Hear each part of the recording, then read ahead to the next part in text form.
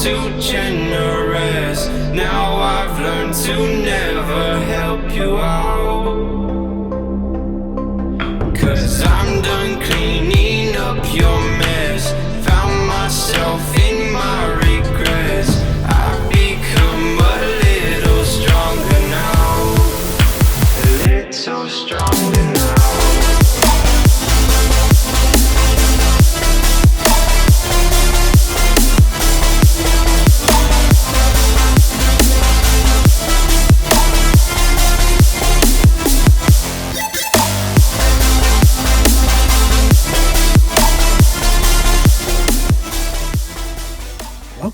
Welcome to the recap for Rock Classic 9.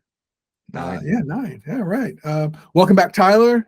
It's been a minute. We've had a couple comms with very little, actually, we're going to say no recaps. That's just my fault. A little busy. Tyler's actually busy as well. He was chilling out in another continent. But yeah, so we're back, fresh off the Rock Classic, fresh off of a win.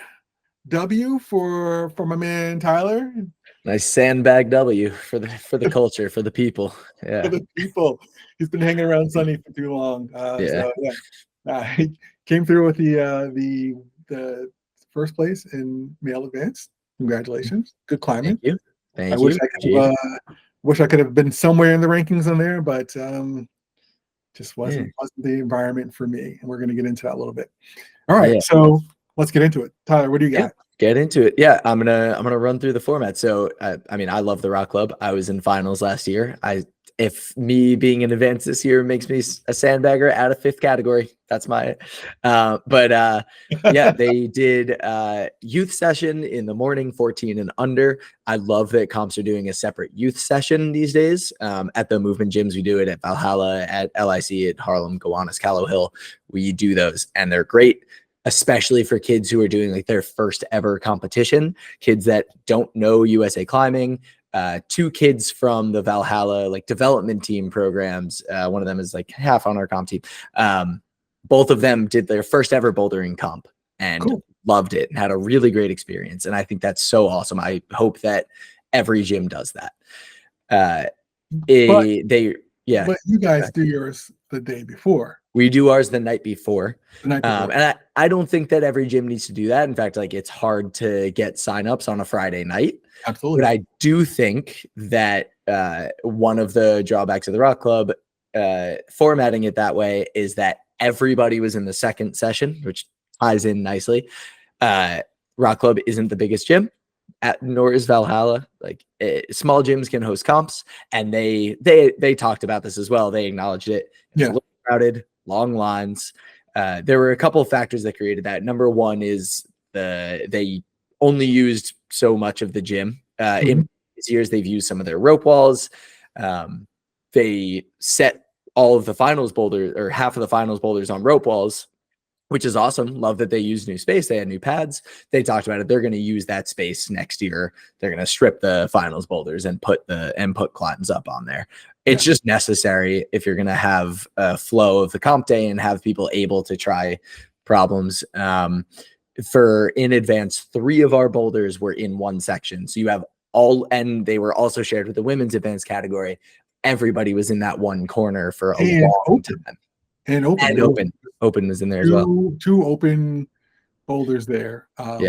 So it was, I mean, and like that's for me, I've always found it to be kind of the tricky thing, which is why I never, for houses that do 2 sessions or more, I never do the first session because that's usually dedicated to the open climbers. And I want to give them their space, and they're kind of trying to, they're trying to qualify for, for cash. And I'm there mainly for fun, but like they get on podium. I never was able to find a groove at the Rock Club, which is unfortunate. So I never actually warmed up and stayed warm. So for me, I'm too old for waiting. I was 10, 15 minutes between the time. So.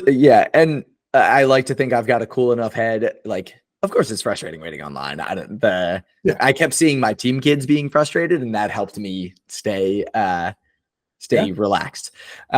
But the 3 of my sends were in the last 10 minutes, not because I pulled it together and had this incredible burst of energy. I just one of them was a flash, the other was my second try, and the other was the third try. And that's just how it went throughout the day.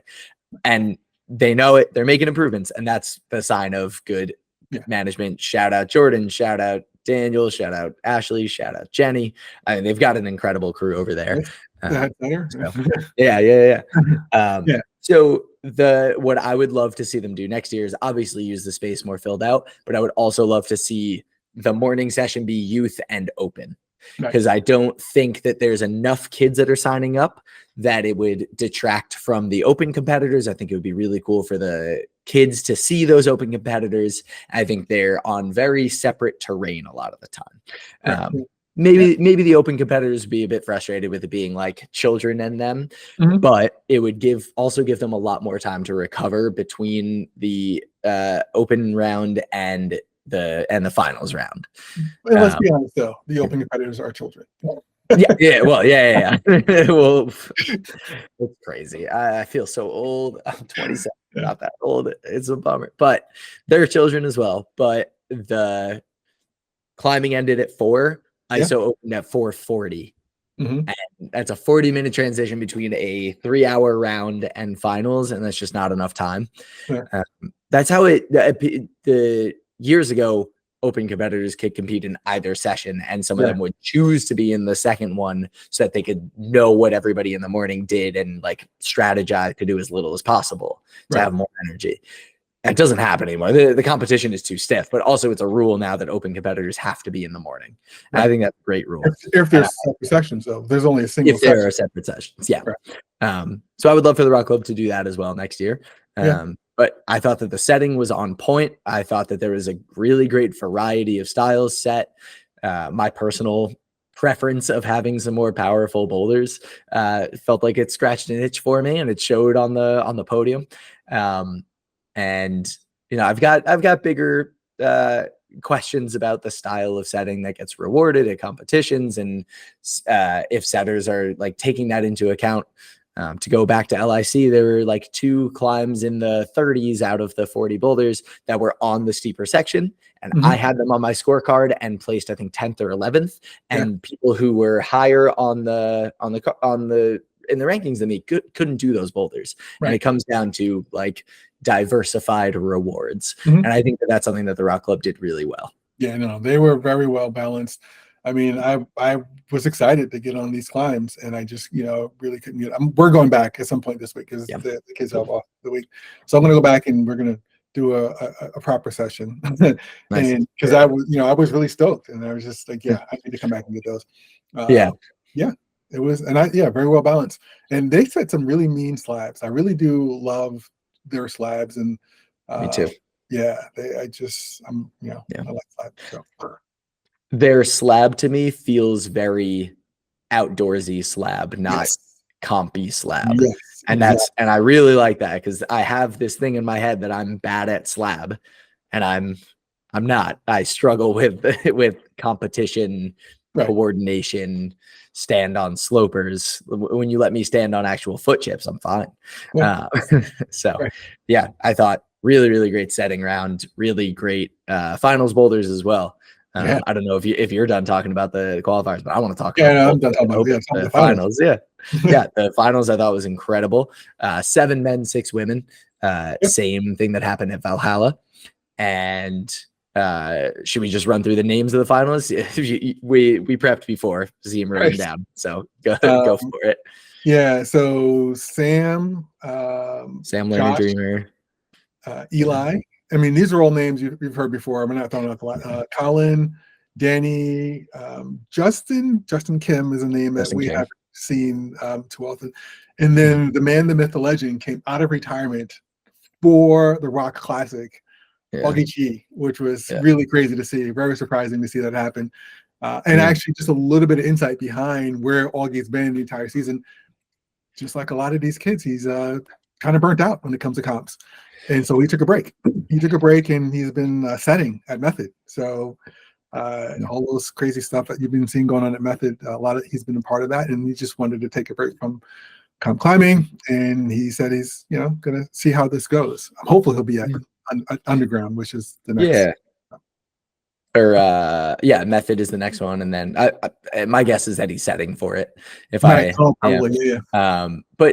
it's It is an unfortunate reality of the youth competitive circuit that burnout is a really big thing. And props to him for, taking that step back, like regardless of the pressure that I'm sure he feels, and focusing on a part of climbing that sparks joy for him right now. And that's a really hard thing to do, and a really mature move. And I'm glad that he was able to show up and still climb and have fun, and seemed like he was enjoying himself. That's I mean, like, looking at him climb, I think he was purposely trying to break the beta to every climb. Like, I think he was just with intent, just to say, like, this is going to be fun. Like, and I think that's, you found a lot of joy in doing that. You can see that. He was always somebody who broke beta, but this time, I agree. It looked like he was uninterested in the intended, which is interesting to see. Like, why? Okay, all right, he's back. So that was good to see. And then also, just from a podium standpoint, we actually had, even though on the live stream you'll see that it said Augie was first, Justin Kim actually did place first. Augie was second, followed by Daniel Coleman, right? So really strong turnout, really great problems from the men's side and from the women's side. And just to touch base on the men's side, I didn't know Elijah Finn. I feel like I had heard the name, but I had never seen him climb before. He was awesome to watch. He has got a very unique style. I thought that he represented, like, he reminded me of Bryce. He reminded me of Bryce Viola on the wall. Just like interesting movement, like seemed to be marching to his own drum. And that was really fun to watch. And then Justin Kim is somebody who I've seen in USAC youth competitions for years now, and he's always been strong, but he leveled up really hard since I saw him last season, and he's had a great year this year. And it's awesome that he got to show it at the Rock Club. That kid works really, really hard, and I'm glad that it's showing for him. And like, just talking about the diversity around the different problems. I mean, when you go through it, and I remember there was a lot of mostly changing of the guard from problem 1 to problem 2, problem 3. It was like, I think at one point Josh was first, and then it was Augie, and it was up, and there was no defined winner until the end of the last boulder, which was really cool to see, and with the nail biter over to the end. I really like that, as opposed to just watching someone straight from start to finish. And I think the same thing to the women. And that's something that's like a theme that's been going on this season. Usually, I'm emceeing, or I'm right there and I'm locked in the whole time. Valhalla, LIC, the Rock Club, I haven't been able to keep up with like who's in first at what point. And if we're gonna like follow that trail of thought, there have also been podium mix-ups at all 3 comps. Oh my goodness! Which I think is part of that is the fact that it's so close. I mean, it's attempts to zone. It's like it's so neck and neck. Right. And at Valhalla, we had a like scoring discrepancy. At LIC, it was a computer error. Like it was really technical. And the Rock Club technical error. And it's something that I've really loved is that all 3 of them that I've seen and been a part of, the athletes are the ones who collectively come up and correct it. And it's usually the person who got placed higher that's coming up to bring it up. Right. Actually, I wasn't supposed to be first. I was supposed to be second. You guys should fix it for him. And that's really cool to see, like, that level of sportsmanship is still happening at on the podiums, Right. Yeah. You can literally see for the Rock Club, as Augie's coming up, you can see like it's kind of confusion when they say Justin came in, not Justin, Danny. Justin. They say Justin's in second. You can see all the other competitors are like, really? Like they're all surprised. And then as Augie's coming up, there's a conversation between Danny, Augie, and Justin. And eventually you can see Danny says, like, we'll take care of it later. Right. And you can literally see him mouth that, and they're like, oh, whatever. And then like moments after I stopped recording, they make the announcement over that, there was a mix up. Yeah. And same at LIC, like when I called Quentin's name instead of Isaac, Quentin like looked at me and was like, no way. Like it was supposed to be Isaac. And I was like, I don't know what to tell you, man. They gave me a piece of paper. So, good on the athletes for staying on top of that and paying attention and, giving each other the respect that they should be giving each other. Absolutely. That's awesome. Yeah. And, hopefully Method will have a clean podium, Yeah. But on the women's side, I was really happy to see some new names. I think it goes along with that. Like they're bouncing all over the place in finals in terms of who's on top. Like I think it was Rex, Delaney, and Olivia. I hadn't seen any of those three climb before. Right. And then it was the names were new to me as well, and they might be wrong. I don't know where they're from, but like so you said, like you don't know Eli. Just kind of go back. I've been following Eli throughout all of Dark Horse. He's actually up in Massachusetts. So back to Rex, Delaney, Olivia, super strong, really entertaining to watch. But yeah, new names. That's great. Yeah, it was awesome. Yeah, and then we of course had our usual cast of characters that we're used to. Yeah, JoJo, you can't have a comp in the Northeast without at least one Chi on the podium. This time we had three, but JoJo was in first, followed by Savine in second, and then Zoe Chi came in third, which is so awesome to see. Like Zoe just getting on the podium, coming out of nowhere. I'm just like, there's another one, and she's already getting on the podium. That dynasty, man, they're gonna go forever. Yeah, hopefully, man. Just touching back to Doggy, like it is really hard to be like unknown family competition with the siblings. Like it seems like for the most part they all have a really healthy approach, and that's really great to see. And I think I think even like at some point I'm going to say Nora probably did the same, but we didn't notice Nora being gone as much because you had you had JoJo on the podium and then Zoe kind of creeping in. But she probably did the same at some point towards the end of last season. I believe that might have happened as well. But then she came back super strong, and and she's back at it again. So that's kind of cool to see that. But any other thoughts? The one thing that I just women's one for the Rock Club. Oh my god, that's was like all of the finals boulders are incredible. Women's one. Not to pick on the setters, was almost the same boulder as men's one was last year when I was in finals.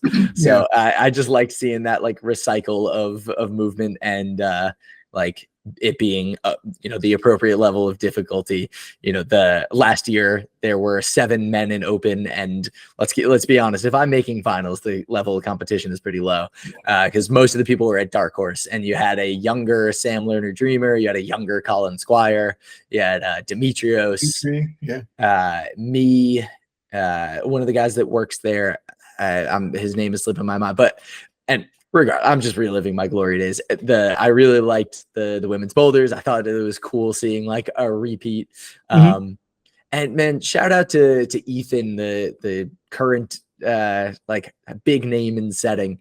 He sets at Island Rock. He just won the Gowanus like iron setter competition this past week. Dude, like I was telling him this at the comp, and while I would never compliment him to his face, I told him that it's just been really great to see like his progression. For like I remember meeting him when he had just started setting, and this dude is so passionate and constantly looking for opportunities to step up his game, and does so much to travel to these comps and put in effort and set these great boulders. And